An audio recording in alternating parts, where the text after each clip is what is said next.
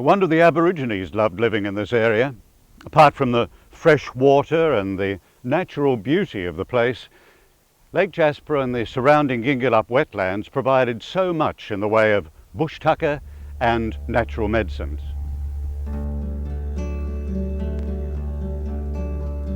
The name Gingalup means place of the spirits.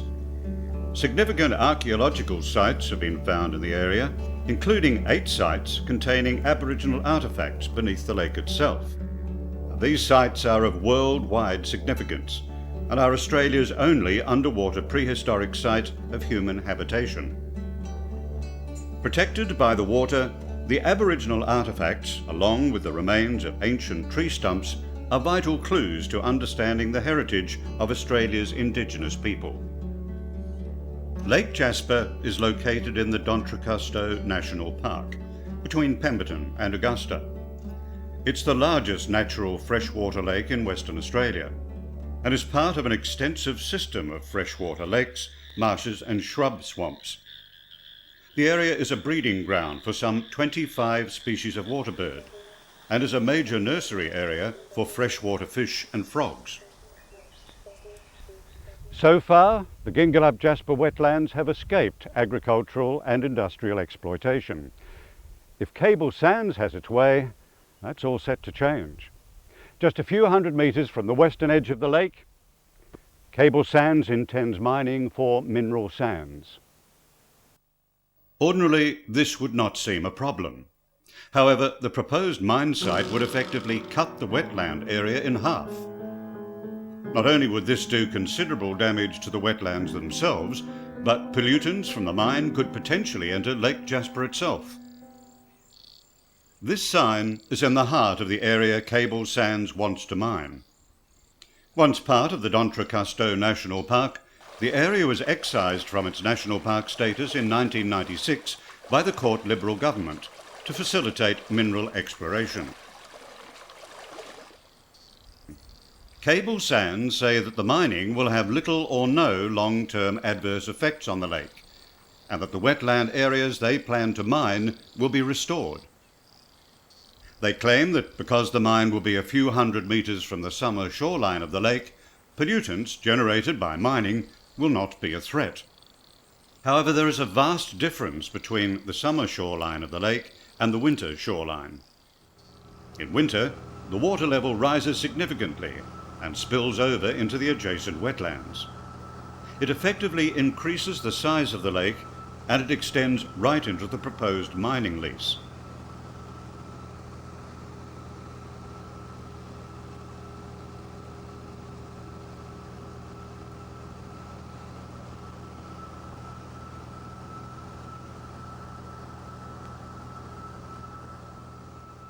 Water moves from the northwest to the southeast across the proposed mine site and into Lake Jasper. Apart from the obvious damage done by excavating the wetlands, there are many other serious environmental concerns regarding mineral sands mining in the area. There's the reduction of water depth in both the surrounding wetland area and in Lake Jasper due to extraction of the groundwater, and the contamination of surface and groundwater. Lowering the depth of the water by as little as 30 to 50 centimetres in spring or early summer could potentially dry out large areas of shrub thickets and tall or low sedges. The wetlands would then be unsuitable for breeding of many waterbird species.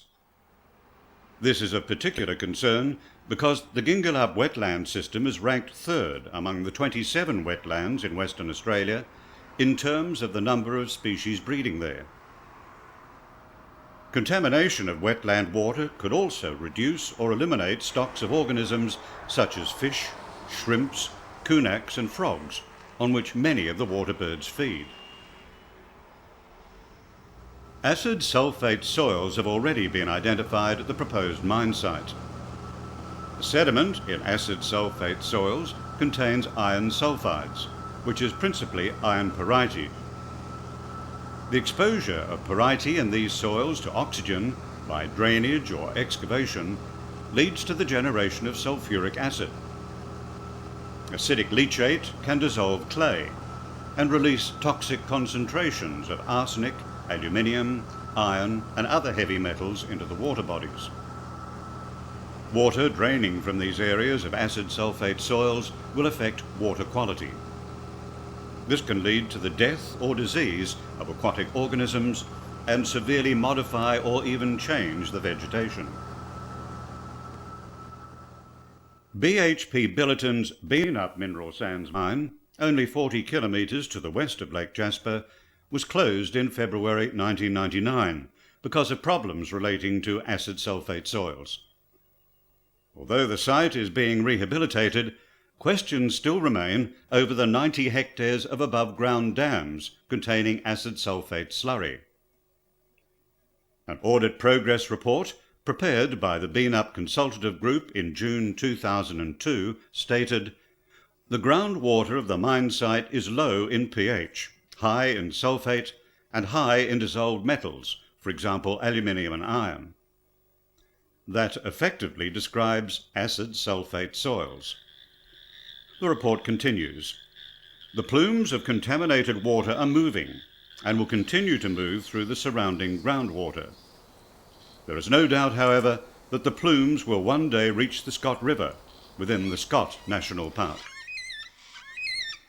Along with impacting on the surface and groundwater hydrology, and also flora and fauna and the spread of dieback, acid sulfate soils are one of the main issues in relation to the Gingalup Jasper mining proposal.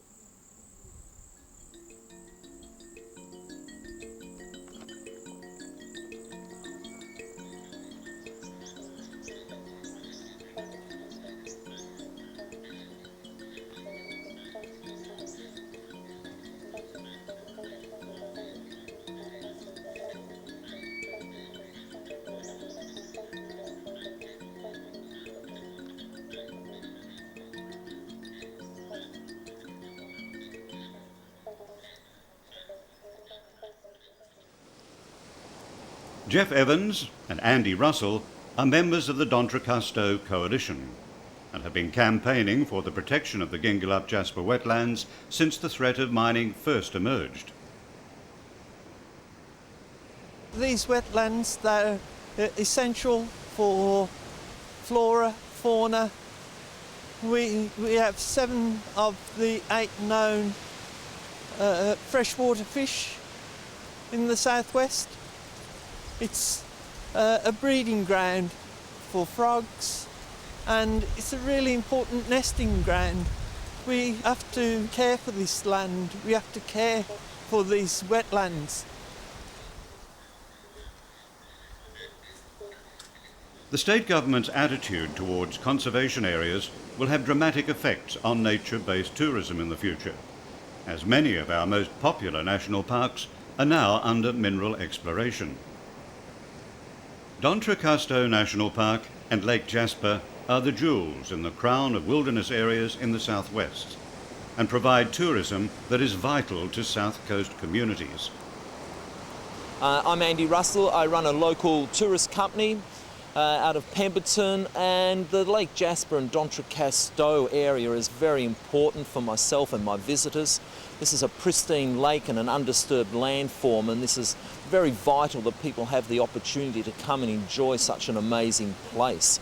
To be able to be here, watch the sunrise, sunset over a beautiful, beautiful lake, the largest freshwater lake in Western Australia, and to imagine that we have a government that allows the land of a national park to be converted into a tenure which will allow potentially miners to come here and put a great big fat ugly mine right next to a lake is unbelievable. So in the future the potential is that we can come here and we'll have a 5-story high billowing mine polluting and destroying this incredible amazing environment. It just cannot be allowed. I'm just on the perimeter of Lake Jasper here, and what a magnificent ecotourism attraction, particularly for indigenous tourism or for cultural tourism or heritage tourism.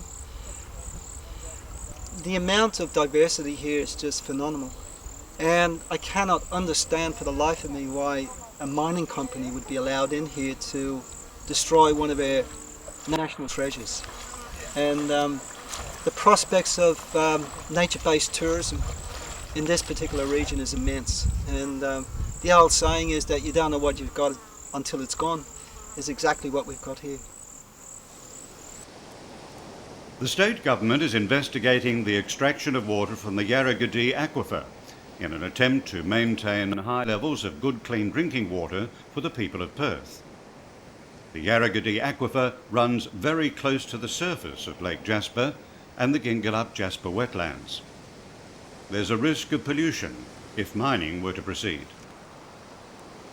Will the state government learn from the mistakes of the past and say no to the Gingalup Jasper mine proposal?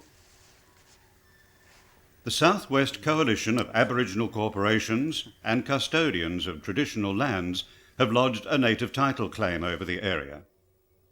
Wayne Webb is the Aboriginal spokesperson for Lake Jasper.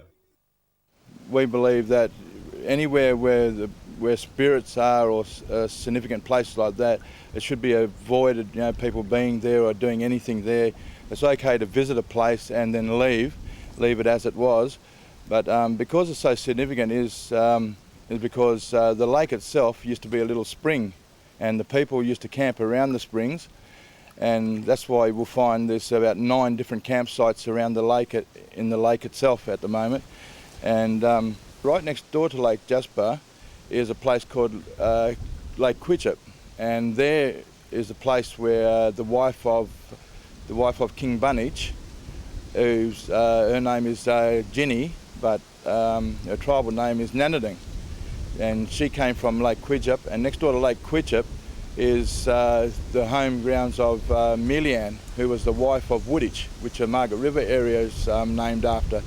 So the significance of the whole area is that the wives and the tribe of the wives of these kings actually came from the Lake Jasper area. Cable Sands currently has some 30 other mining tenements, ranging from north of Rockingham to south of Nannup, covering some 2,400 hectares.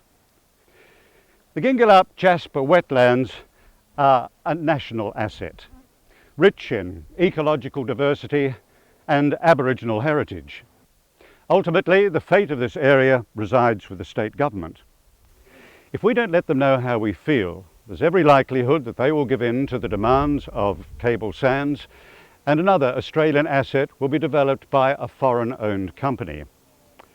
If you want this area, which is now excised for mining, returned to national park status and protected for the future from industrial exploitation, then it's essential that you get in contact with your state representatives and let them know. After all, it's your national park.